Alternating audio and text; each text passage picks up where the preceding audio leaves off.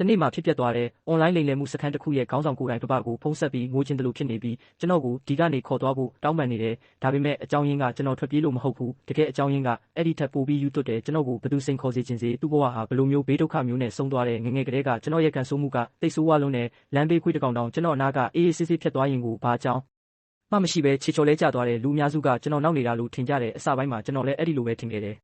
်ဒါပေမဲ့နောက်တော့ကျွန်တော်ရဲ့အရင်နှီးဆုံးတငယ်ချင်းချက်ကရုတ်တရက်ပျောက်သွားတဲ့နောက်မှသိရတာကသူ့ကိုအရှိတောင်အာရှကလိမ်လည်မှုအဖွဲ့တစ်ခုကဖျားယောင်းပြီးပြန်ပေးဆွဲသွားတာလုံခြုံရေးအလွန်တင်းကျပ်တဲ့စခန်းတစ်ခုအတွင်းမှာအတင်းကျပ်အလုတ်ခိုင်းစေတာခံနေရတယ်ဒီအကြောင်းသိရောက်ချင်းကျွန်တော်အကူအညီကိုမဆောင်ဘူးကိုယ်တိုင်သူ့ကိုကယ်ဖို့ထွက်လာခဲ့တယ်အခုပြန်ကြည့်လိုက်တော့ဒါကကျွန်တော်ဘဝရဲ့အမိုက်ဆုံးဆုံးဖြတ်ချက်ဖြစ်မယ်လို့ထင်မိတယ်နောက်ခံအကူအညီမပါဘဲလက်နက်မပါဘဲခိုင်မာတဲ့အစီအစဉ်မပါဘဲအန်ဒီရများတဲ့ရာဇဝတ်အဖွဲ့အစည်းရဲ့ဌာနချုပ်ကိုတန်းဝင်သွားခဲ့တယ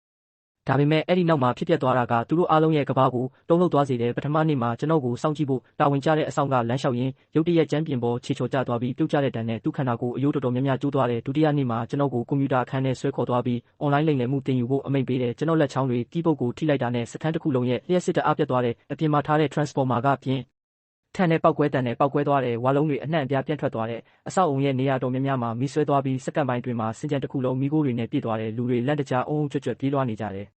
်တတိယနေ့မှာစခန်းရဲ့အကြီးအကဲကိုယ်တိုင်ကျွန်တော်ကိုသူ့ရုံးခန်းထဲခေါ်ပြီးကိုယ်တိုင်စစ်ဆေးခြင်းနဲ့ဒါပေမဲ့သူကျွန်တော်စီတလန်းလန်းလိုက်တာနဲ့သူ့ခေါင်းအပေါ်မှာလဲနေတဲ့မျက်နှာချက်ပံကာကရုတ်တရက်ကျူးကျပြီးသူ့ခေါင်းပေါ်ပြုတ်ကျသွားတယ်အဲ့ဒီနောက်မှာတော့ဘေးဒုက္ခတွေကနေ့စဉ်လှုပ်ရိုးလှုပ်စင်လိုဖြစ်သွားတယ်တခါတလေဆက်ကသတိပေးစရာမလိုပဲရက်သွားတယ်တခါတလေနေရန်တွေအကွဲသွားတယ်တခါတလေပစ္စည်းကိရိယာတွေအလိုလိုပောက်ကွဲသွားတယ်အချိန်တိုင်းတစ်ခုခုမှယွန်းတိုင်းအဆောင်တွေကဒါတော့ဒီအားလုံးကိုကျွန်တော်တမင်လုပ်တယ်လို့ထင်တယ်လို့မျိုးကျွန်တော်ကိုစိုက်ကြည့်နေကြတယ်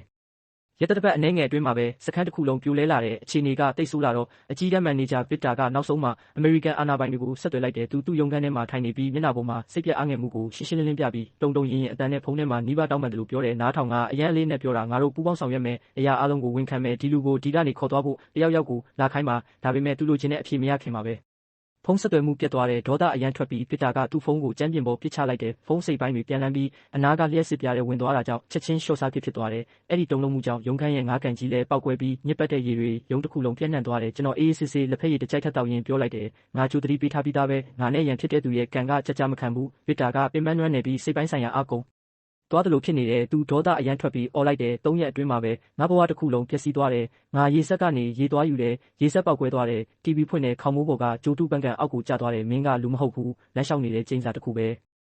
ဲတခဏအတွင်းသူတနက်ကိုထုတ်ဖို့ကြိုးစားတယ်ဒါပေမဲ့နောက်တစ်ခဏမှရက်သွားပြီးတိတ်မကြခင်မှာပြန်ထည့်လိုက်တယ်ပြီးတော့အဆောင်တွေကိုကြည့်ပြီးအမိန့်ပေးလိုက်တယ်ဒီအကောင်ကိုရေကျင်းနဲ့ထည့်လိုက်အဲ့ဒီမှာပဲပုတ်သေးပါစေဒါပေမဲ့အဆောင်တွေကျွန်တော်ကိုခေါ်သွားခါနီးမှာပဲရေစာဆိုတဲ့တပ်ဖွဲ့ဝင်တယောက်ဒေါသအရန်ထွက်ပြီးတကားကိုဘက်ကရုံခန်းထဲဝင်လာတယ်သူဟောက်တယ်လို့ပြောတယ်ဒီအကောင်ကိုငါ့ကိုပေးဒီအကောင်ကြောင့်ပဲငါဒဏ်ရာရခဲ့ရတာကျွန်တော်သူ့စီလက်ကြည့်ပြီးအရန်အေးဆေးတဲ့အတန်နဲ့ပြောလိုက်တယ်ငါမင်းနေရာမှာဆိုရင်ဒီနေတန်ကိုလွှဲမှာမဟုတ်ဘူးကျွန်တော်စကားကြောင့်သူပိုဒေါသထွက်သွားတယ်မင်းကစကားရမ်းများတယ်သူနေတန်ကိုပင့်လိုက်တာနဲ့သူ့ခေါင်းအပေါ်မှာတွဲလောင်းကျနေတဲ့မိအိမ်ကြီးကရုတ်တရက်ကျူးကျပြီးသူ့ခေါင်းပေါ်တက်တက်ကျသွားတယ်အခန်းတစ်ခုလုံးတိတ်ဆုံးသွားတယ်လို့တိတ်ဆိတ်သွားတယ်ဘသူပါဇက်ကမှစကားတစ်လုံးမှမထွက်ခဲ့ဘူးအဆောင်အားလုံးကကျွန်တော်ကိုဘယ်တော့ပောက်ကွဲမယ်မသိတဲ့ဘုံတစ်လုံးလို့ထင်တယ်လို့မျိုးစိုက်ကြည့်နေကြတယ်မိနစ်အနည်းငယ်ကြာတော့ကာကွယ်ရေးဝတ်စုံဝတ်ထားတဲ့လူတွေရောက်လာတယ်သူတို့ကျွန်တော်ကိုလက်နဲ့ထိဖို့တောင်မရဲကြဘူးအဲ့ဒီအစာတတုတန်ရှည်ကြီးတွေနဲ့ကျွန်တော်ကိုရေဒီယိုတက်တိကျွတ်ပစ္စည်းတစ်ခုလိုမျိုးလမ်းညွန်ခေါ်သွားကြတယ်နောက်ဆုံးမှာအောက်ထပ်ကိုခေါ်သွားကြတယ်အဲ့ဒီကရေကျင်းကတိတ်ညစ်ပတ်လွန်းလို့ကြည့်ုံနဲ့တင်အန်ဂျင်လာတယ်နေရန်တွေမှာအညစ်ကြေးတွေထူထဲစွာကတ်နေတယ်ကျမ်းပြင်တစ်ခုလုံးညစ်ပတ်ရေတွေနဲ့နစ်မြုပ်နေပြီးအဲ့ဒီအနံ့ကဘလူသားကိုမဆိုးဖျားနာစေနိုင်တဲ့အဆောင်တွေကကျွန်တော်ကိုအတွင်းကိုတွန်းထည့်ပြီးအပြင်တကားကိုပြင်းပြင်းထန်ထန်ပိတ်လိုက်တယ်အဲ့ဒီခါမှာကျင်းတောက်တနေရာကနေအတန်ရန်အားနေတဲ့အတန်တစ်ခုထွက်လာတယ်ဤတန်ကျွန်တော်လက်ကြည့်လိုက်ပြီးနောက်တစ်ခဏမှသူ့ကိုမှတ်မိသွားတယ်ကျွန်တော်ရဲ့အရင်နှီးဆုံးတငယ်ချင်းဒါပေမဲ့သူကအရင်ချက်မဟုတ်တော့ဘူးသူ့မျက်နှာကအရန်ဖောင်းနေတယ်ခန္ဓာကိုယ်တစ်ခုလုံးအနာတွေနဲ့ပြည့်နေတယ်သူကအရန်အားနေပြီးဗိုက်စာနေကလုံးဝပြိုလဲနေတယ်လို့ဖြစ်နေတယ်ကျွန်တော်ချက်ချင်းသူ့စီပြေးသွားပြီးသူ့ကိုထောက်ကထိုင်ခိုင်းလိုက်တယ်သူမောပန်းနေတဲ့အတန်နဲ့မေးတယ်မင်းဒီမှာဘာလုပ်နေတာလဲမင်းကိုအာနာပိုင်တွေနဲ့ဆက်သွယ်ဖို့ငါပြောခဲ့တယ်လေကျွန်တော်ပြုံးပြီးပြန်ဖြေလိုက်တယ်ဆက်သွယ်ထားပြီးသားဒါပေမဲ့အကူအညီရောက်ဖို့အချိန်ယူရတယ်မင်းမအဲ့ဒီလောက်အချိန်ကျန်မယ်လို့ငါမထင်ဘူးဂျက်ကောင်းကုန်းလိုက်တယ်သူတို့မင်းကိုတက်ပစ်လိုက်မယ်ကျွန်တော်ပြုံးပြီးပြောလိုက်တယ်စိတ်အေးအေးထားဒီထက်ပိုဆိုးတဲ့အခြေအနေတွေကနေကျွန်တော်လွတ်မြောက်ဖူးပြီးကျွန်တော်တို့နဲ့အတူကျင်းထဲမှာနောက်ထပ်အကျဉ်းသားတွေလည်းရှိတယ်သူတို့တွေကတယောက်ကစောက်လုပ်ရေးလုပ်သားမိုင်းနောက်တယောက်ကပိန်ပိန်ပါပါ IT ပညာရှင်ကေဗင်သူတို့နှစ်ယောက်ရဲ့မျက်နှာတွေပေါ်မှာမျောလင်းချက်ကင်းမဲ့မှုကိုရှင်းရှင်းလင်းလင်းမြင်ရတယ်မိုက်ကအပေါ်မှာတွဲလောင်းကျနေတဲ့လျှက်စစ်ဝါယာကြိုးတွေကိုလက်ညှိုးထိုးပြပြီးပြောတယ်အဆောင်တွေပြင်းလာတဲ့အခါဒီရေရဲ့လျှက်စစ်တက်လွတ်တယ်ကျွန်တော်အဲ့ဒီဝါယာကြိုးတွေကိုတေချာကြည့်ပြီးအရန်အေးဆေးစွာပြောလိုက်တယ်ငါအတွေ့အကြုံရဆိုရင်သူတို့ အဲ့ဒီလိုလုပ်ရင် transformer ပောက်ကွဲမယ်ဒါမှမဟုတ်ဖွင့်တဲ့လူပဲဒုက္ခရောက်မယ်ဒါပေမဲ့ကျွန်တော်စကားကြောင့်သူတို့နှစ်ယောက်ထဲကတယောက်မှမရဲခဲ့ဘူးခဏအကြာမှာကျင်းတကားပြန်ဖွင့်လာတယ်အရက်မူးနေတဲ့အဆောင်တယောက်လက်ထဲဘူးတဘူးနဲ့ချေချော်လျှောက်ကအတွင်းကိုဝင်လာတယ်သူအကျဉ်းသားတွေကိုလှောင်ပြောင်ပြီးအားလုံးကိုအဆက်ခွဲတယ်ချက်ချင်းကြောက်လန့်ပြီးကျွန်တော်နောက်ကိုလာပြီးရက်လိုက်တယ်အဲ့ဒီအခါမှာဘယ်သူမှမမျှော်လင့်ထားတဲ့အရာတစ်ခုဖြစ်သွားတယ်အဆောင်လက်ထဲကဘူးချော်ကြပြီးသူ့ခြေထောက်ပေါ်တဲကျကွဲသွားတယ်နာကျင်မှုကြောင့်သူခုန်တက်သွားတယ်ဟန်ချက်ပြတ်သွားပြီးလျှက်စစ်ဝါယာကျိုးတွေအနာကညစ်ပတ်ရည်တွေကိုတန်းကျသွားတယ်နောက်တစ်ခဏမှာအပြာရောင်မီးပွားတွေရေတစ်ခုလုံးကိုပြန့်သွားတယ်သူ့ခန္ဓာကိုယ်အရန်တုန်ခါပြီးစက္ကန့်ပိုင်းတွင်းမှာသူသတိလစ်ကအဲ့ဒီညစ်ပတ်ရည်တွေပြန်လဲကျသွားတယ်ကျင်းတစ်ခုလုံးလုံးဝတိတ်ဆိတ်သွားတယ်ကေဗင်ကအံ့ဩထိတ်လန့်ပြီးကျွန်တော်စီလက်ကြီးကတုံရင်မေးတယ်ဒါမင်းလုပ်တာလားကျွန်တော်ပခုံးတုံပြီးပြောလိုက်တယ်ငါဘာလုပ်ခဲ့တာလဲဒီအဖြစ်အပျက်တစ်ခုလေးကစခန်းတစ်ခုလုံးကိုလုံးဝရှုပ်ထွေးသွားစေတယ်နေရာတိုင်းမှာနှိုးဆော်တန်တွေမြည်လာတဲ့ဆိုင်ရန်တန်တွေစခန်းတစ်ခုလုံးပဲ့တင်ထက်နေတဲ့ဗတ်ပေါင်းစုံကအဆောင်တွေအောက်ထပ်စီပြေးလာကြတယ်ဒီတစ်ခါသူတို့တယောက်တည်းမဟုတ်ဘူးအဲ့ဒီအချိန်မှာပဲစစ်စင်ရေးတစ်ခုလုံးရဲ့တကယ်ပိုင်ရှင်နောက်ဆုံးမှာပေါ်လာတယ်အသက်အရွယ်ကြီးတဲ့လူတစ်ယောက်သူ့ဘေးပတ်လည်မှာလက်နက်ကြီးတွေကင်ထားတဲ့အဖွဲတစ်ဖွဲလုံးရက်နေတဲ့လူအုပ်ကိုခွဲပြီးရှေ့ကိုတက်လာတယ်သူ့နာမည်ကမစ္စတာဘလက်ဝုတ်သူ့နောက်မှာဗစ်တာရက်နေတယ်ဒီတစ်ခါသူကအရင်ကထပ်ပိုပြီးပြိုလဲပြီးပိုမောပန်းနေတယ်လို့ဖြစ်နေတယ်မစ္စတာဘလက်ဝုတ်ကသတိလစ်နေတဲ့အဆောင်ကိုတေချာကြည့်တယ်ပြီးတော့ဖြင်းညင်းစွာကျွန်တော်စီမျက်နှာလှည့်ကကျွန်တော်ကိုခေါင်းကနေခြေထိကြည့်တယ်သူ့မျက်နှာပေါ်မှာပြုံးကျင်တယ်လို့ဖြစ်လာတယ်ဒါဆိုရင်မင်းကလူတိုင်းပြောနေတဲ့ကန်ဆိုးတဲ့လူပဲပေါ့ခဏအကြာမှာစခန်းထဲကအကျဉ်းသားတိုင်းကိုဆွဲငင်ပြီးဗဟိုဝင်းထဲခေါ်လာကြတယ်ညဘက်မောင်နေပေမဲ့အပေါ်မှာထားတဲ့မီးအင်ကြီးတွေကနေရာတစ်ခုလုံးကိုနေလေလိုလင်းထွန်းလင်းနေတယ်အကျဉ်းသားရာနဲ့ချီကမြင်းဖြောင်တိုင်ရက်နေကြပြီးဗတ်ပေါင်းစုံကလက်နက်ကင်အဆောင်တွေကသူတို့ကိုဝိုင်းထားတယ်မစ္စတာဘလက်ဝုတ်ကသူ့ကလက်ထိုင်ပေါ်အေးဆေးထိုင်ပြီးလက်တစ်ဖက်နဲ့တနက်ကိုလှည့်ဘက်ကပြောတယ်ငါကန်ဆိုးတာကိုယုံတယ်ဒါပေမဲ့ဒီနေ့အထိငါ့ကိုအနိုင်ယူနိုင်တဲ့ကန်ဆိုးတဲ့လူကိုမတွေ့ဘူးသေးဘူးကျွန်တော်ချက်ရှိမှတိတ်လေးသွားပြီးရက်လိုက်တယ်အေးဆေးတဲ့အတန်နဲ့ပြောလိုက်တယ်တချို့အရာတွေကိုစမ်းသက်လို့မရဘူးသူကြဲကြဲလောင်ရက်လိုက်တယ်ဒီစခန်းကငါစီးမြင်းတွေနဲ့လဲပတ်တယ်အဲ့ဒီလိုပြောပြီးသူ့လူတွေကိုအချက်ပြတယ်နောက်တစ်ခဏမှအဆောင်တွေပြေးလာပြီးချက်ကိုဆွဲကကျွန်တော်မျက်စိရှိမှခေါ်သွားကြတယ်ကျွန်တော်သူ့စီသွားဖို့ကြိုးစားတယ်ဒါပေမဲ့အဲ့ဒီစက္ကန့်မှာပဲကျွန်တော်စီတနက်တွေချိန်ထားကြတယ်မစ္စတာဘလက်ဝုတ်ကချက်ရဲ့စပင်ကိုဆွဲပြီးသူ့ခေါင်းကိုပင့်ကတနက်ကိုသူ့နားထင်မှထိထားတဲ့စခန်းထဲရောက်ပြီးမှပထမဆုံးအကြိမ်ကျွန်တော်ကိုလုံးဝအကူအညီမဲ့နေတယ်လို့အမှန်တကယ်ခံစားရတယ်ဒီတစ်ခါဘာမှမဖြစ်ခဲ့ဘူးဘာဆက်မှမပေါက်ကွဲဘူးဘာထူးဆန်းတဲ့ဘေးဒုက္ခမှကျွန်တော်တို့ကိုမကယ်တင်ခဲ့ဘူးမိအိမ်တွေရဲ့အလင်းရောင်ကဝင်းတစ်ခုလုံးကိုကြားရောက်နေတဲ့လက်နက်ကင်အဆောင်တွေနေရာတိုင်းမှာရက်နေကြတယ်မစ္စတာဘလက်ဝုတ်ကသူ့ကလက်ထိုင်ပေါ်အေးဆေးထိုင်နေပြီးနှစ်ဖက်စလုံးမှာတိတ်ဆိတ်မှုကြီးကလွှမ်းခြုံနေတယ်ကျွန်တော်စိတ်ကလုံးဝပြတ်သွားတယ်ဖြင်းညင်းစွာဒူးထောက်ထိုင်လိုက်တယ်အောက်ကိုကြည့်ရင်ပြောလိုက်တယ်သူ့ကိုမတက်ပါနဲ့ပြီးတော့ခေါင်းထောင်ပြီးမစ္စတာဘလက်ဝုတ်ရဲ့မျက်လုံးထဲကိုတက်ကြည့်ကပြောလိုက်တယ်ငါအလေးနဲ့ပြောတာငါဘသူရှိမှဒူးထောက်တိုင်းသူ့ဘဝကတိုးတောင်းသွားတယ်ကျွန်တော်စကားကြောင့်ဝင်းတစ်ခုလုံးရေတံတွေနဲ့ပဲ့တင်ထက်သွားတယ်မစ္စတာဘလက်ဝုတ်ကကျွန်တော်စီအေးဆေးလာတယ်သူ့ဖက်နဲ့ကျွန်တော်မျက်နှာကိုမြေပေါ်မှာဖိနှိပ်ပြီးပြုံးကပြောတယ်ဒီနေ့မင်းရဲ့ကန်ဆိုးမှုအကုန်လုံးကိုငါဖယ်ရှားလိုက်မယ်ပြီးတော့မြေပြင်ကိုလက်ညှိုးထိုးပြတယ်မင်းကောင်းကိုမြေကြီးထဲဆက်ဆောင်နေဘလောက်ပြင်းပြင်းဆောင်လေမင်းတငယ်ချင်းကအဲ့ဒီလောက်ကြအသက်ရှင်မဲ့ချက်ကကျွန်တော်ကိုရက်ခိုင်းပြီးអော်နေတယ်ဒါပေမဲ့ကျွန်တော်မှရွေးချယ်စရာမရှိဘူးကျွန်တော်နှစ်ဖူးကိုမြေကြီးပေါ်တစ်ခါဆောင်နေပြီးတော့ဒုတိယခါနောက်တော့တတိယခါခဏ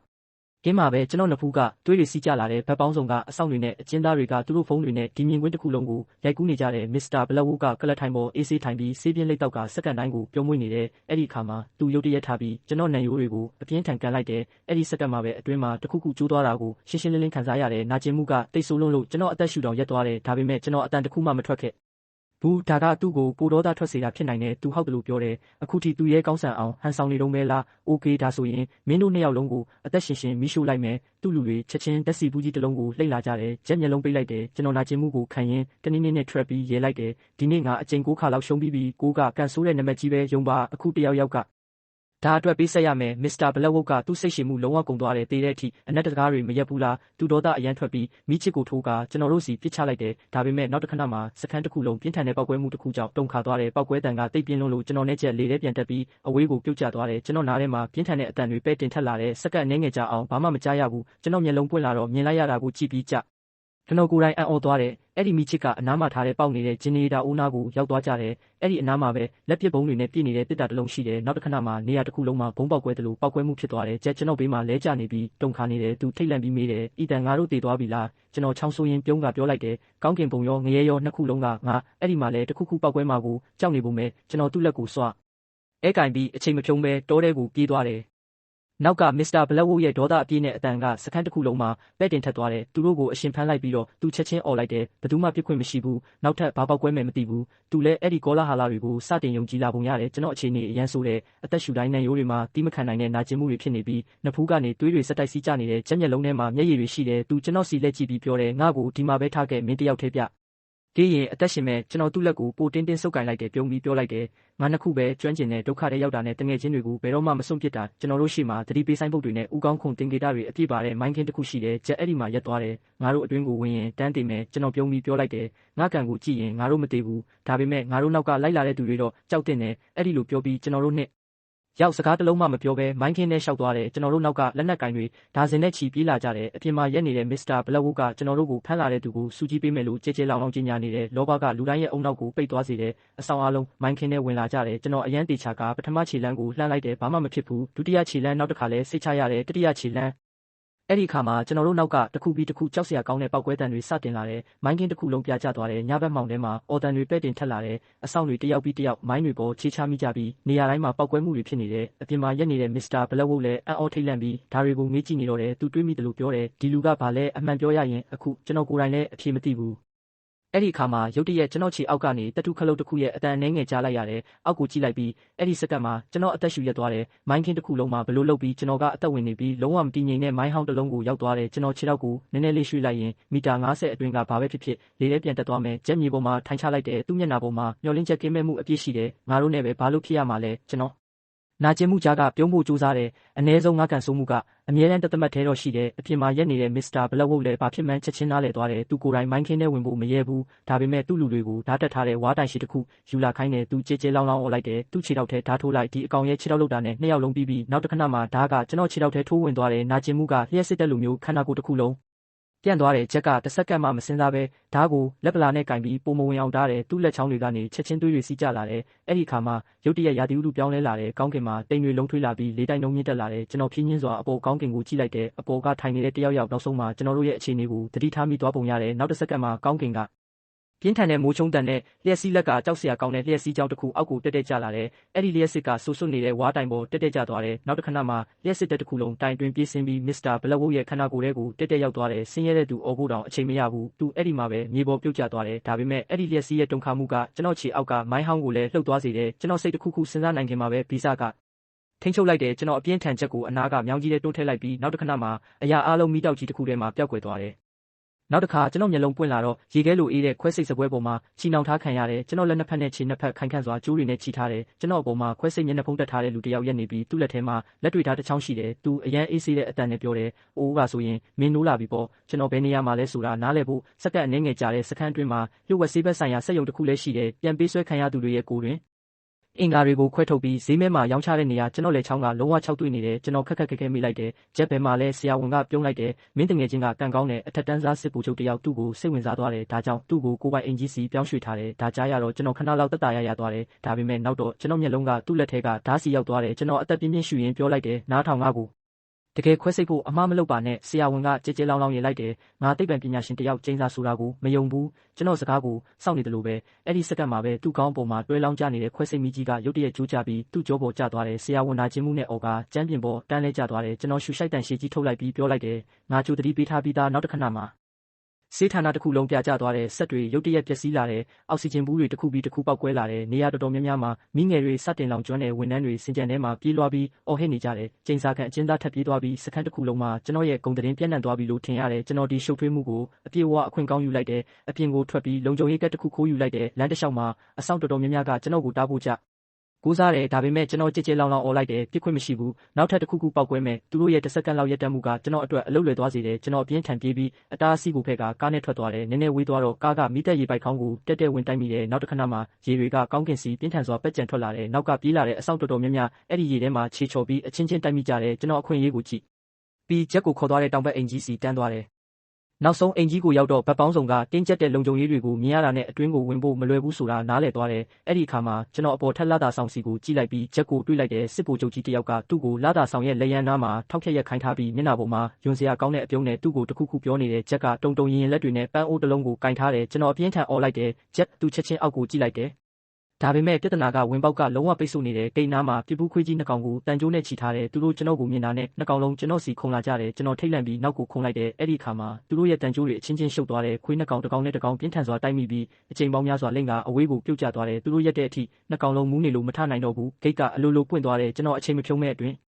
ကိုပြေးဝင်လိုက်တယ်ဒါပေမဲ့ခန်းမထဲခြေချလိုက်တာနဲ့ကျွန်တော်ခြေထောက်တွေရက်သွားတယ်အခန်းလယ်မှာအေးရမကြားတကောင်အေးဆေးဆေးလဲနေတယ်သူဖြင်းချင်းစွာခေါင်းထောင်ပြီးကျွန်တော်မျက်လုံးထဲကိုတက်တက်ကြည့်နေတယ်ကျွန်တော်ခြေထောက်တွေချက်ချင်းတုန်ခါလာတယ်ဒီတစ်ခါရှေ့မှာဆက်မရှိဘူးသူတို့ရဲ့ကိုယ်ပိုင်မှာကြောင့်မတော်တဆဖြစ်နိုင်တဲ့အဆောင်လည်းမရှိဘူးဒါကတကယ်ကြာကျွန်တော်တိတ်တိတ်လေးတွေးမိတယ်လို့ပြောတယ်အခု